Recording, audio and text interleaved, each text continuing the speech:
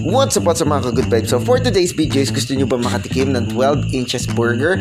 Ituturo po namin sa inyo. Tingnan nyo, dinadangkal-dangkal pa ni Kuya Chino. Talaga napakalaki po. Good for 2 person, pero sa amin po ay pag isa-isa lang po yan. So order po kami tatlo. Let's go, try po natin kung masarap.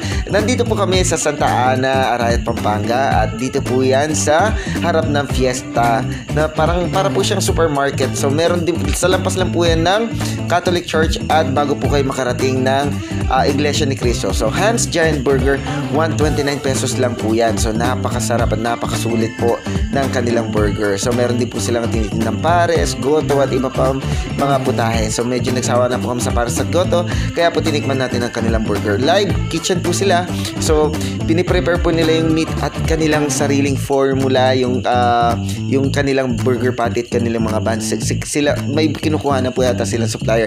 Talaga namang satisfying. At shoutout po kay Miss Lilibet, ang ano po nagbabantay po dun sa ating Hans Giant Burger. So yan po yung iba nilang mga menu. So meron po silang mga solo, meron po silang Giant Burger, meron din po silang combo, at meron silang fry. So 59 lang po yung price nila. At meron din silang mga soft drinks. Pakipost na lang po para makita ninyo yung mga menu po nila. Pero kung ako po sa inyo, talagang sulit ang Giant Burger.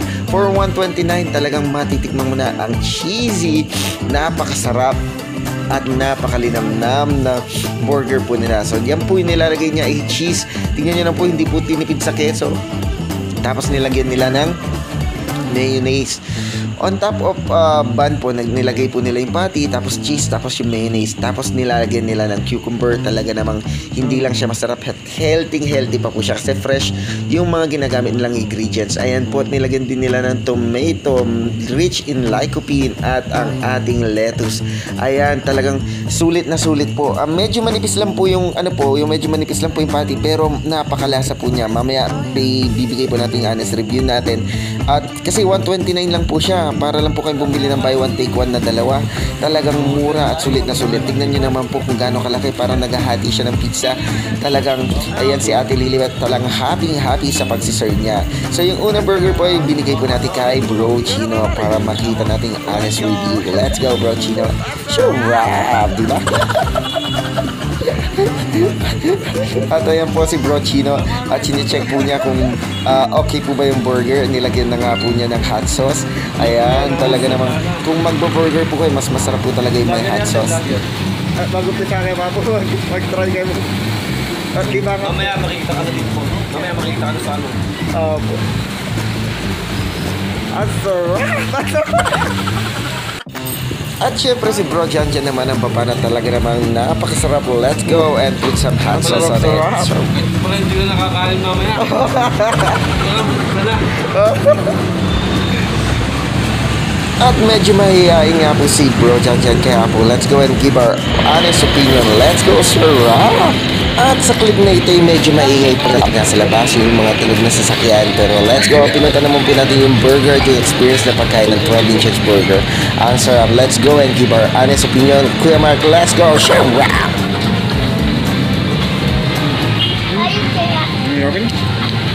Yaman yan eh.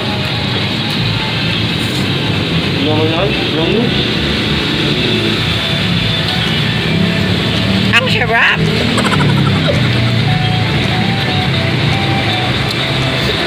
At dito nga po, in-enjoy po muna natin yung burger. Talaga napakasarap at agree po kami tatlo na sulit yung 129 para sa Giant Burger. Talaga namang napakalasa, napaka-creamy, at talaga hindi po pagsisisiyan. Kung i-compare po yung lasa niya sa mga burger, para po siya yung mga burger sa hotel, kasi ano po siya, parang from the scratch, ganun po siya. So formulated po siya, kaya may sarili siyang identity yung lasa niya, everything. Ayan, Sarap yung dito tayo. tinapay. Masarap yung patty. Masarap yung cheese, tsaka yung mayo.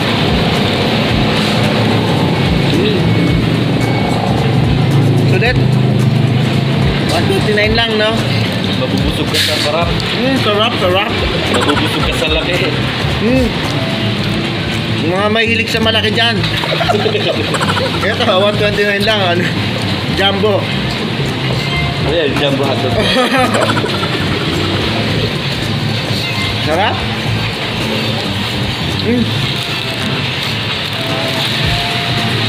Lasang-lasa yung baka. Pero to. Tapos, Pero yung ano, yung... malambot yung tinapay. Ito yung parang ano. Tapos napaka-creamy. Kasi yung cheese, hindi tinipid. Tsaka yung mayo niya. Ketchup na. Lagyan pa ng hot sauce. Ang sarap. Sige, ganun. So that, Ito pala. parang kang kumain ng ano, parang kang kumain ng burger sa restaurant. Ayan, ketchup yan. Ketchup yan. Kahit malaki siya, kahit naubusan dahil masarap. Yan po, masarap. Highly recommended. Dito lang po yan, oh, sa harap ng piyesta. Santa Ana. Ayan. Oh.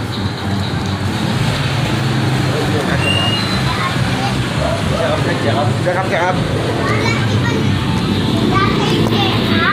The best. Malasa ketchup, no? Oh, white ketchup. Makalo ka na pero gusto ko pa. Oh, white ketchup yan. Pangalawa na yan? Kabilis. Dito dyan, oh. Masarap talaga, oh. Patong-patong na wata. Alam mo, isang mo na lang mo. Kasi na, dalawa na natitira. Sarap.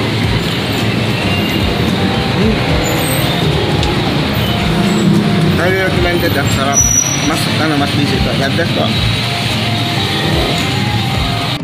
At dito nga po yung orderan natin si Jairus na ating inaanak na fries. Ayan. At kami ni Jan ay naubos po namin yung amin. Let's go na. Hulog pa. Sakto. Let's go. Huwag na po ninyo tignan. Ayan.